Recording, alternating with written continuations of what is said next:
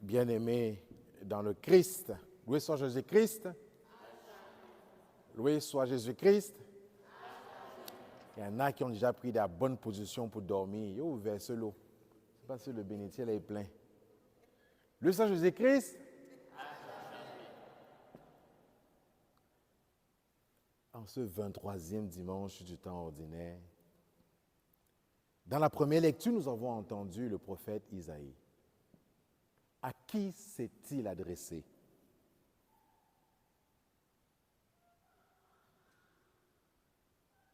Hey. J'avais prévu ça, on n'a pas bien entendu. À qui le prophète Isaïe s'est-il adressé? Non, il ne faut pas dire je dirais. Oh, ce n'est pas une supposition, ce n'est pas un coup de hasard. On dirait au peuple de Dieu, oui, mais à qui il s'est adressé? À qui? Aux gens qui s'affolent. Qui a lu là? C'est qui a lu? Et c'est l'autre qui répond. Aux gens qui s'affolent. Et que dit Isaïe aux gens qui s'affolent? Oui. J'ai rien entendu. Ne craignez pas! Vous devez avoir honte. La petite, elle était attentive. Isaïe s'adresse aux gens qui s'affolent. Ne craignez pas. Quoi d'autre?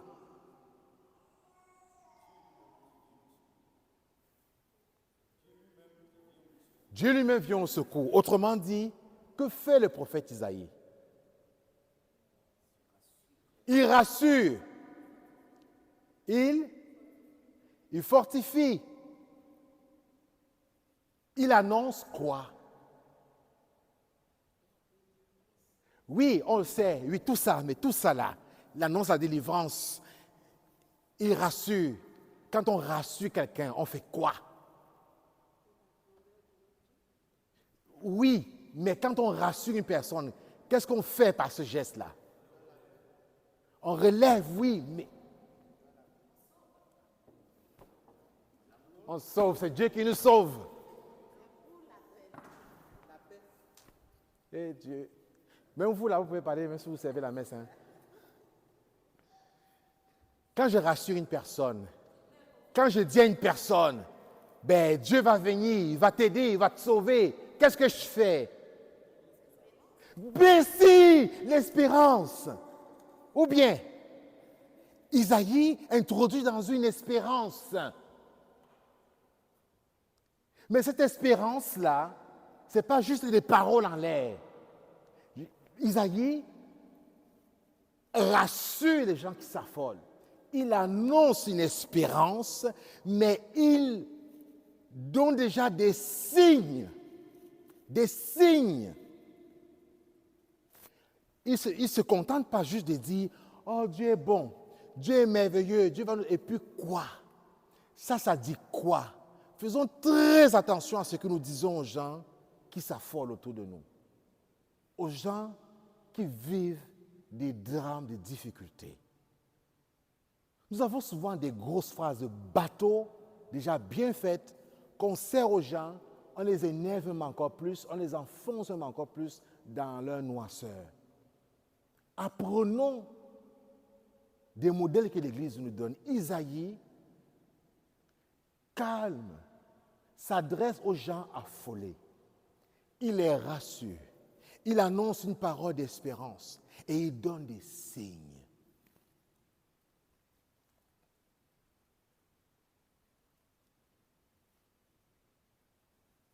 Ça nous dit quoi ça? Ça nous dit que déjà l'espérance guérit. Isaïe nous propose ici en fait un processus de guérison.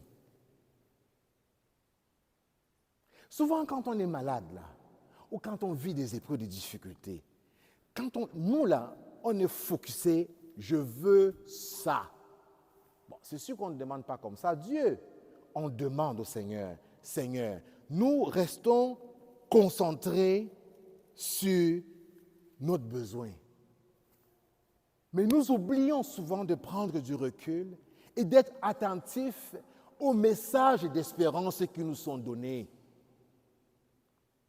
par les personnes que Dieu met sur notre route.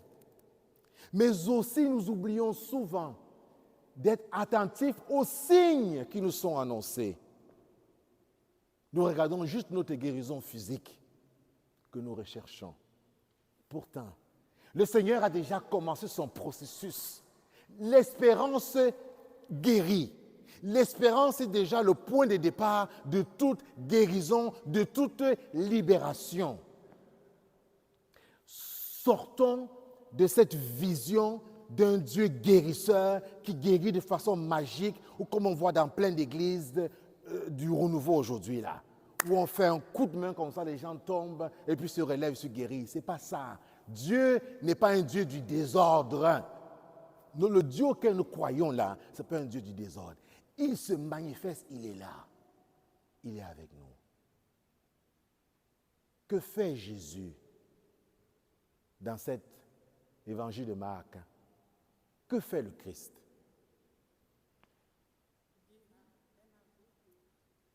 Il guérit un aveugle. C'est un aveugle? Vous me mettez un doute. Un sourd. Et comment? Oui.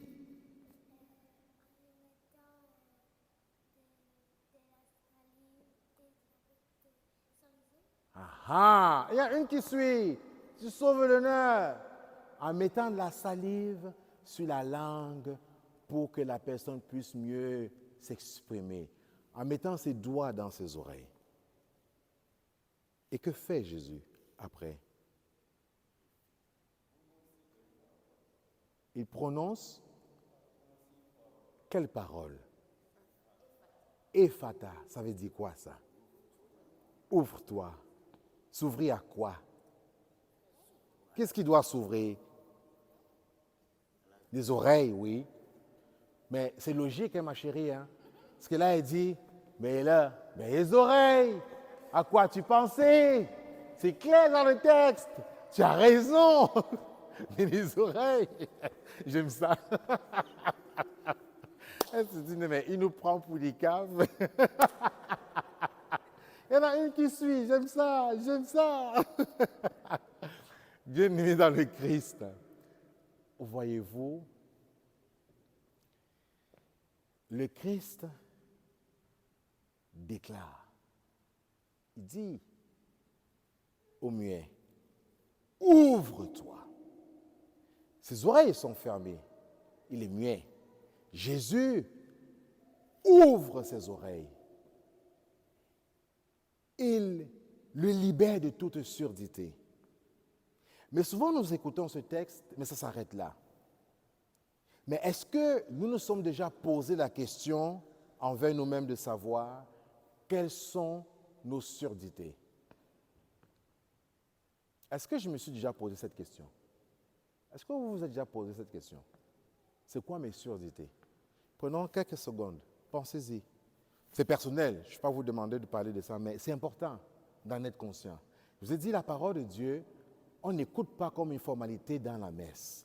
Il faut que cette parole résonne en moi. C'est Dieu qui me parle à ce moment-ci.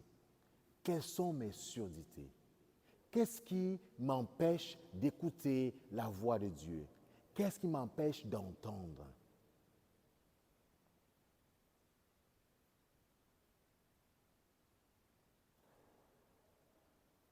Est-ce que je suis prêt aujourd'hui de laisser ce qui m'empêche d'écouter la voix de Dieu? Parce que le ouvre-toi là, ce n'est pas magique.